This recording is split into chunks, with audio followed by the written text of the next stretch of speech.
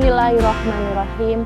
Assalamualaikum warahmatullahi wabarakatuh. Perkenalkan, nama saya Iva Gerhanawati, dosen tetap Prodi S1 Fisioterapi, Fakultas Ilmu Kesehatan, Universitas Anwar Medika, Sidoarjo. Latar belakang pendidikan saya yaitu Sarjana Sains Terapan Fisioterapi di Universitas Muhammadiyah Surakarta, Magister Ilmu Kesehatan Olahraga Universitas Airlangga Surabaya. Publikasi ilmiah tersedia di Google Scholar dan akun Cinta saya atas nama Iva Gerhanawati.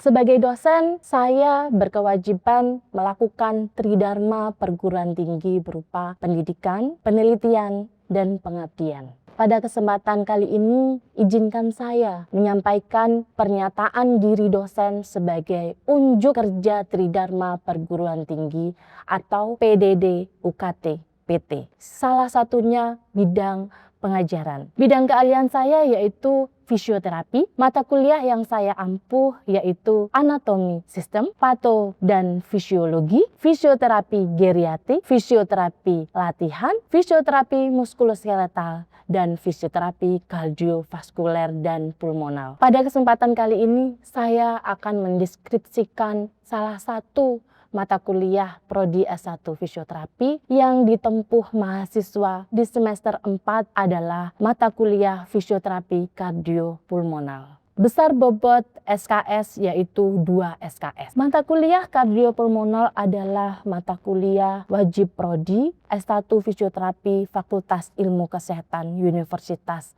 Anwar Medika Sidoarjo. Berikut deskripsi mata kuliah tersebut yaitu termasuk mata kuliah utama prodi. Tujuan dari mata kuliah ini adalah memberikan wawasan baik teori, praktek, berdasarkan evidence-based practical terkait proses patofisiologi penyakit dan sistem respirasi dan juga asesmen. Memberikan wawasan baik teori dan juga praktek berdasarkan perencanaan, interferensi, evaluasi, kondisi penyakit respirasi baik obstruktif dan respiratif. Output dari mata kuliah ini adalah mampu memahami prinsip penata laksanaan fisioterapi pada kasus kardiorespirasi, menerapkan teknik pemeriksaan dan interferensi yang sesuai dalam praktek fisioterapi, serta menunjukkan sikap profesional, empati, dan juga menangani pasien dengan gangguan kardiorespirasi. Teknik pembelajaran yang saya gunakan dalam mata kuliah ini adalah terdiri dari kuliah tutorial, diskusi, dan penugasan. Berikut adalah mata kuliah CPMK mata kuliah kardiopulmonal, yaitu mahasiswa mampu menganalisis anatomi, struktur, dan fungsi sistem kardiopulmonal. Mahasiswa mampu menjelaskan peran fisioterapi dalam gangguan kardiopulmonal. Mahasiswa mampu menganalisa metode pemeriksaan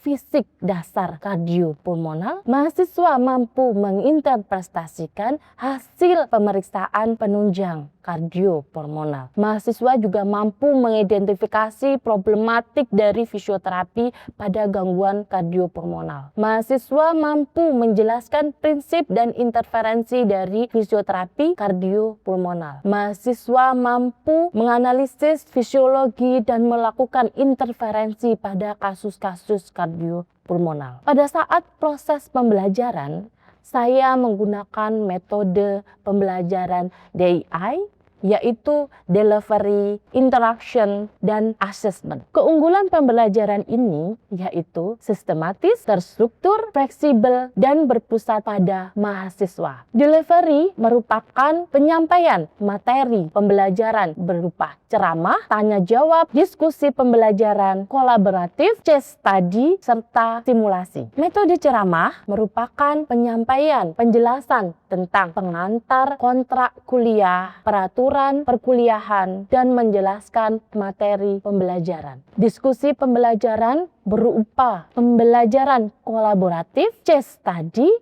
serta simulasi. Saya melibatkan mahasiswa untuk berdiskusi serta bermain peran dalam pemecahan masalah fisioterapi kardiopulmonal. Proses pembelajaran saya menggunakan referensi buku. Ada beberapa buku yang saya buat untuk referensi pada mata kuliah kali ini.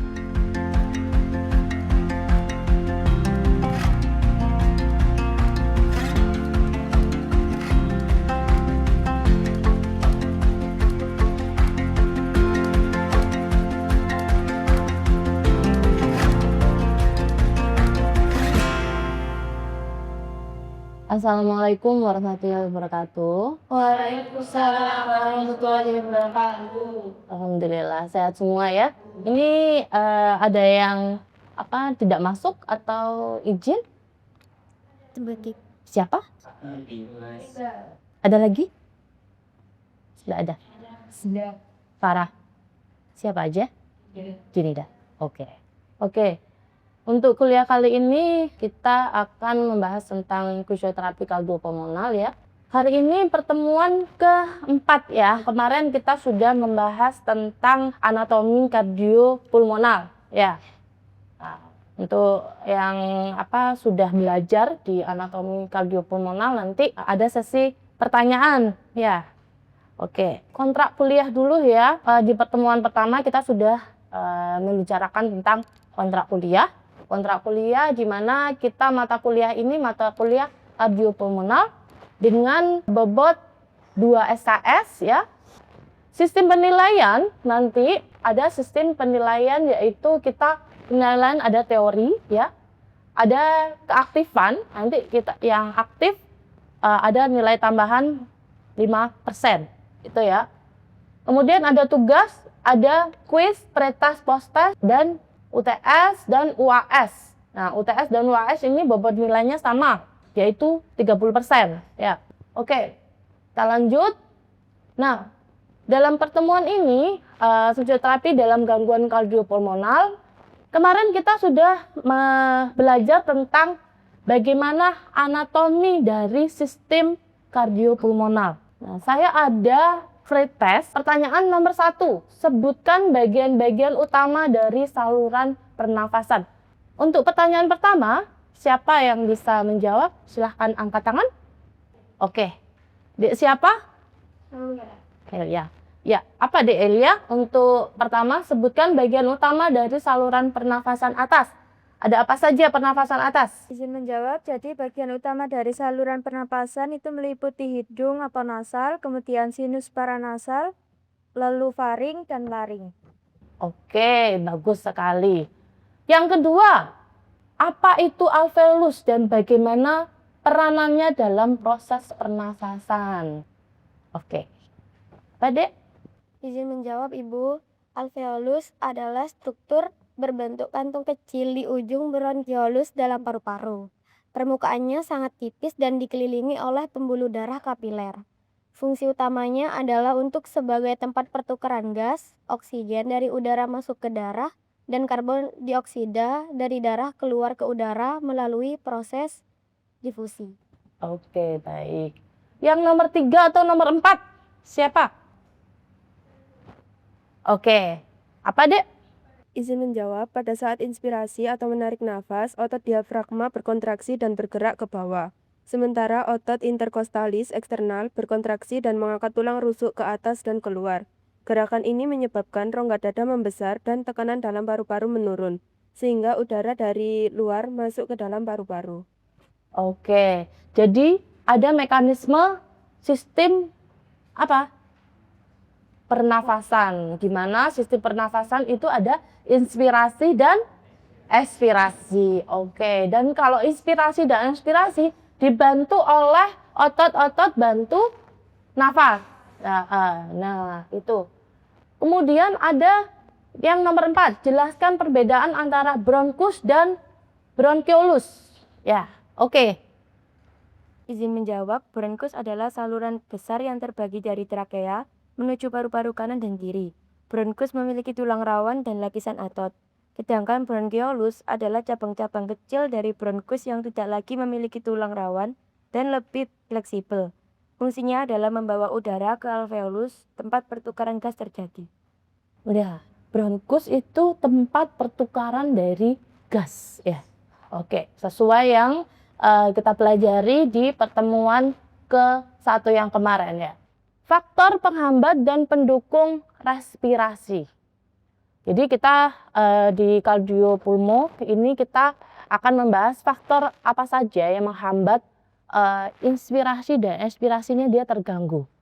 Oke, yaitu 1, usia. Usia itu anak kecil dan orang tua pada saat inspirasi dan ekspirasinya pasti berbeda. Kalau anak bayi kan lihatin, dianya bayi dilihat itu inspirasinya dan ekspirasinya dia cepat. Nah, kemudian kalau sudah dewasa dia mulai melambat kan.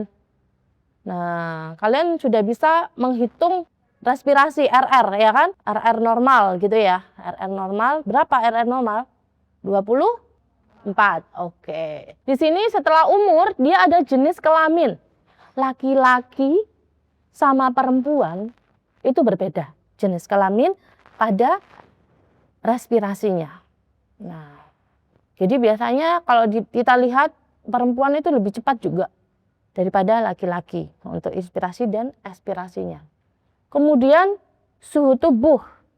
Kalau kita panas setelah lari ya, dipanas-panas kita langsung gitu kan ya, tersengah-sengah. Nah, itu juga akan pengaruh pada suhu tubuh. Oke.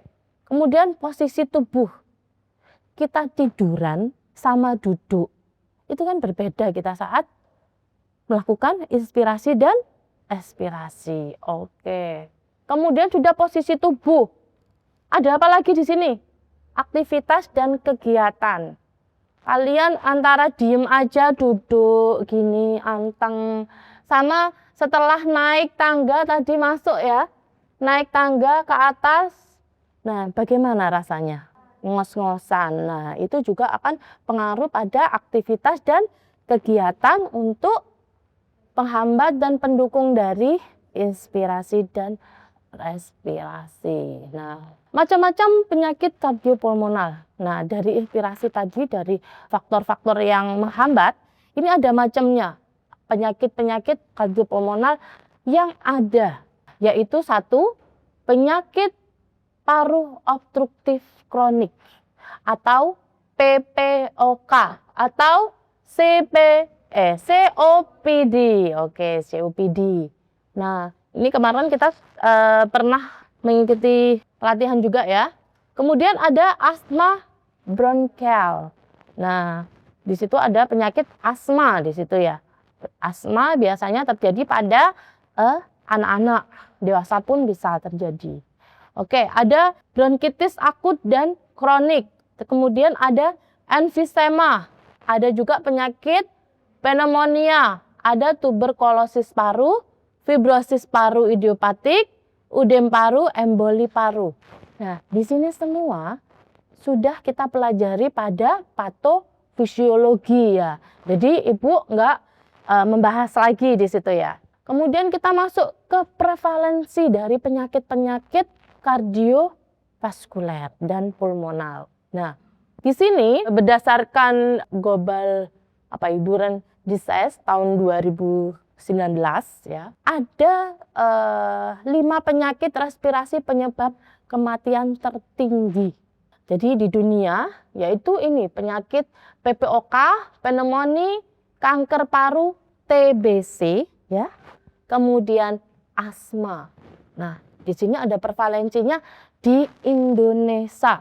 Di Indonesia ada yang paling tinggi itu ada di Jawa Barat. Untung aja di kita, di mana kita? Jawa Timur juga posisi ke nomor 2 deh. Setelah Jawa Barat. Kemudian ada prevalensi asma dalam karakteristik usia. Ini pada penyakit asma ya. Penyakit asma juga di usia 75 tahun itu paling tinggi di situ. Jadi orang-orang tua yang sudah di usia 70 tahun ke atas banyak sekali terjadi penyakit asma. Nah, ini adalah TBC. Apalagi sekarang TBC juga banyak di sini untuk prevalensinya. Ini ada fisioterapi rehabilitasi kardiopulmonal. Nah, kita sudah tahu apa saja penyakit-penyakitnya. Nah, kemudian bagaimana sih cara untuk melakukan fisioterapinya. Kalian sebagai fisioterapi pastinya bisa melakukan interferensi pada penyakit kardiopulmonal. Oke. Apa saja interferensinya? Interferensinya komprehensif berdasarkan penilaian pasien secara menyeluruh. Diikuti dengan terapi yang disesuaikan dengan kebutuhan pasien. Meliputi apa? Exercise atau latihan. Kemudian ada edukasi. Kemudian ada interferensi. Oke. Dan manajemen diri. Bertujuan untuk perubahan perilaku, dirancang untuk meningkatkan kondisi fisik, psikologis penderita penyakit pernafasan kronik, dan untuk mendorong kepatuhan jangka panjang. Dari sini kita akan tahu dari apa itu fisioterapi rehabilitasi medis pada kardiopulmonal, tujuannya untuk apa. Nah, ini ada bagaimana program dari fisioterapi rehabilitasi medis. Nah, apa programnya tadi? Kita ada exercise. Exercise sebagai kunci komponen dari interferensi penyakit kardiopulmonal. Yaitu exercise bisa kita lakukan, contohnya exercise apa? SKJ.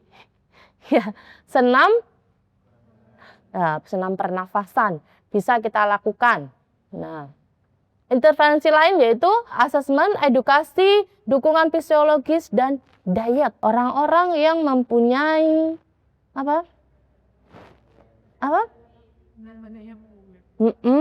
bisa berat badan yang berlebih, bisa pengaruh pada sistem kardiopulmonalnya. Kemudian tujuan rehabilitasi paru yaitu perubahan perilaku jangka panjang. Jadi kita nggak cuma memikirkan jangka pendeknya aja. Oh, sesaknya sudah selesai gitu. Kita wajib memikirkan jangka panjangnya nantinya dianya. Oh, di ini dia harus bisa bekerja. Oh, jangka panjangnya. Jadi efek jangka panjangnya. Jadi di rehabilitasi kita wajib memikirkan ini tujuannya. Untuk meningkatkan fungsi fisik. Biar dia orang-orang yang punya penyakit kardiopulmo itu biasanya jalan sedikit dia sudah lemes, ya kan? Tujuannya ini untuk meningkatkan fungsi fisik agar dia fisiknya lebih bagus, aktivitasnya dia lebih mengurangi dampak psikologis yaitu pada PPOK dan COPD. Kalian tahu PPOK dan COPD itu yang paling banyak di prevalensinya, ya kan? Setelah kita tahu tujuannya untuk apa, kita kan sudah melakukan pemeriksaan fisioterapi. Nah, pemeriksaan fisioterapi itu ada anamnesis, kemudian inspeksi, ada palpasi, ada perkusi, ada auskultasi, dan tes khusus. Nah, di sini pertama asesmen, ada umum dan khusus. Contohnya umum itu apa?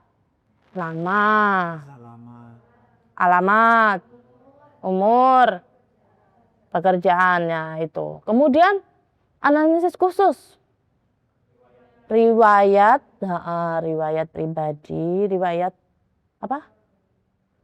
penyakit, keluhan utama masuk di situ. Kemudian inspeksi, pemeriksaan inspeksi, ada inspeksi statis dan dinamis. Bagaimana inspeksi statisnya?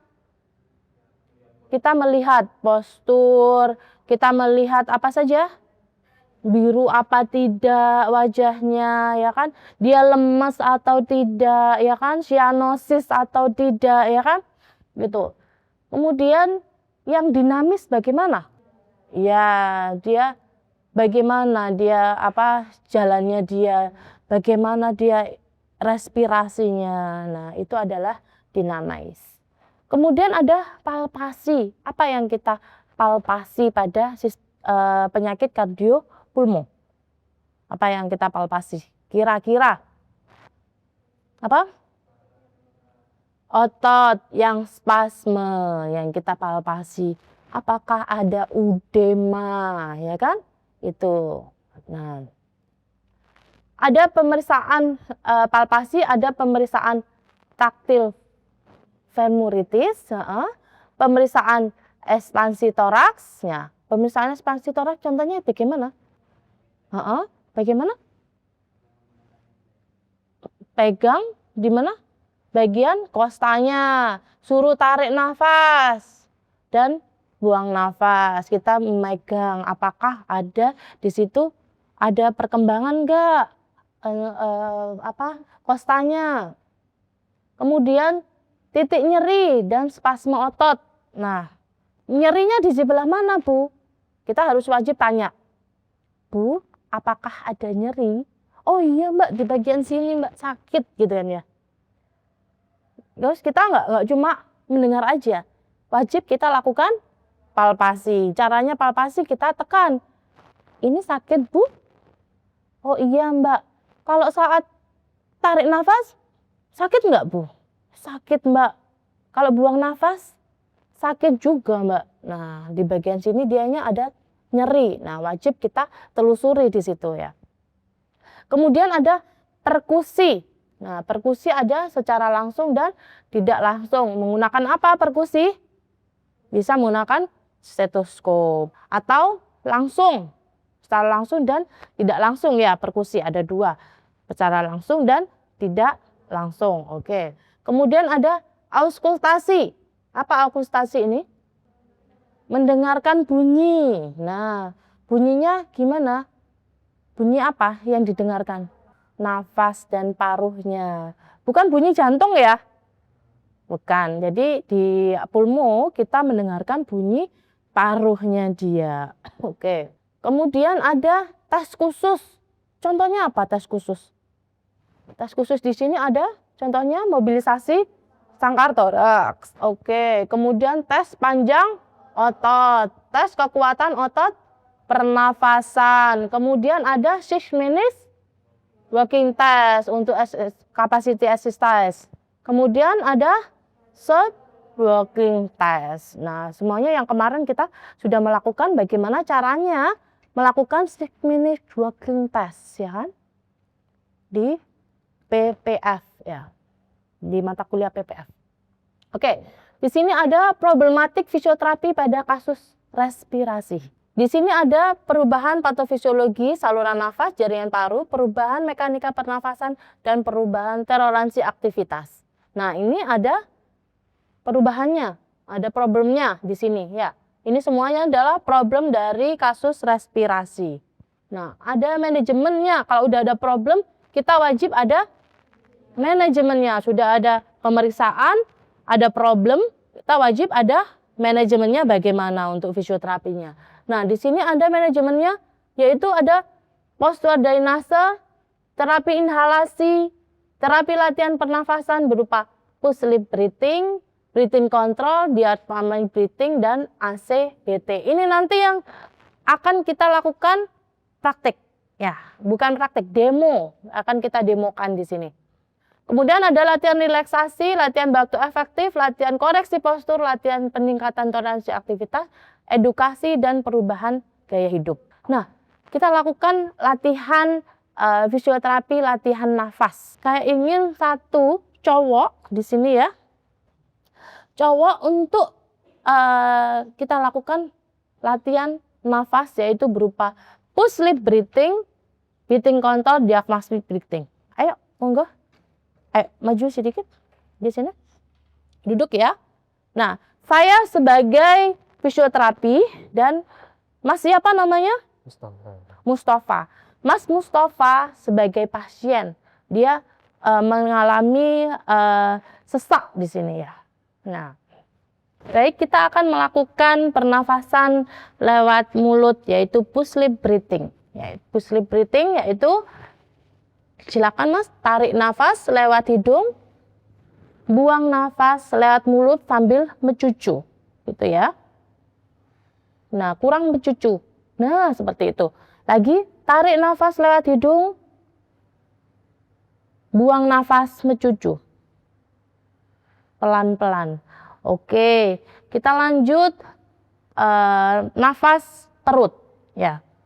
Jadi, ada nafas perut yaitu, nah, kontrol dari pernafasan. kontrol nafas. Tarik nafas lewat hidung. Oke, buang nafas lewat mulut. Kempiskan. Tarik nafas lewat hidung. Nah, kembangkan perut, buang nafas lewat mulut. Oke. Nah, ini adalah breathing control. Nah, breathing control kemudian kita lanjut di diafragma breathing. Diafragma breathing yaitu pernafasan perut, ya kan? Kalau pernafasan perut otomatis perut harus mengembang. Oke. Kemudian kita lakukan tetap tarik nafas lewat hidung, buang nafas lewat mulut mencucu ya. Tarik nafas, kembangkan perut. Nah, kita lihat ini perutnya mengembang. Buang nafas, kempiskan perut. Oke, kempis. Nah, bagus. Buang nafas, kempiskan perut. Sekarang tarik nafas. Oke, buang nafas, kempiskan perut. Oke, bagus sekali. Ini adalah diafragma breathing. Nah, seperti itu. Silakan Mas Mustafa, silakan. Terima kasih. Enggak? Kita lanjut ya. Nah, ini ada poster yang kemarin saya lakukan di pengabdian masyarakat, yaitu berupa Girlab Kota dengan MPD, yaitu gerakan lansia produktif kardio terjaga dengan nafas mulut, nafas perut, dan nafas dada di situ. Ini sudah dihakikan, jadi sudah ada hak patennya, jadi bisa kita lakukan saat kita melatih pasien atau melatih pasien yang ada di Puskesmas ataupun di pengabdian masyarakat, gitu ya. Nah, oke. Ini adalah latihan nafas. Oke. Sekarang ada tugas buat kalian. Ada pertanyaan? Oke. Satu pertanyaan ya. Izin bertanya, Bu. Saya Lira Suhasriwardani dengan NIM belakang 01. Saya ingin menanyakan bagaimana prosedur dalam melakukan latihan pernapasan yang sudah dicontohkan tadi. Oke. Prosedur dalam melakukan pernafasan. Oke. Nah, ini adalah ada prosedur dalam melakukan pernafasan. Nah, ini. Ada prosedurnya yaitu pasien wajib di sini ada latihan diafragma, ada push-lip breathing, nanti bisa kalian baca di situ. Yang sudah saya praktekkan tadi. Nah, yang belumnya itu adalah berapa kali, ya kan? Berapa kali dosisnya di situ. Nah, dosisnya yaitu 5 sampai 8 kali dalam 2 atau 3 set. Jadi jangan terlalu sering-sering, biar dia bisa sesak nafas nantinya. Jadi cukup 5 sampai 8 kali dalam 2 dan 3 set saja. Oke. Semuanya juga sama. Jadi pengulangannya seperti itu. Oke? Nah, karena ada pertanyaan juga, nanti yang sudah saya jelaskan di sini tadi bagaimana penata laksanaannya. Saya ingin membuat tugas buat kalian yaitu bikin video pembelajaran berupa chest therapy, latihan nafas, diafragma, push-lip breathing dan nafas segmental ini untuk video satu ya. Videonya dengan durasi 10 menit ya. Dengan harus ada fisioterapi dan ada pasien. Ketiga harus ada keluarga pasien. Nanti saya ingin kalian bagaimana cara mengedukasi ke pasiennya, bagaimana cara edukasi latihan di rumahnya seperti apa, gitu ya. Jadi kalian bikin video durasi 10 menit dengan ada terapis, pasien, dan keluarga pasien. Oke, seperti itu ya. Nah, oke, selesai ternyata. Oke, saya akhiri untuk pertemuan kali ini. Wassalamualaikum warahmatullahi wabarakatuh.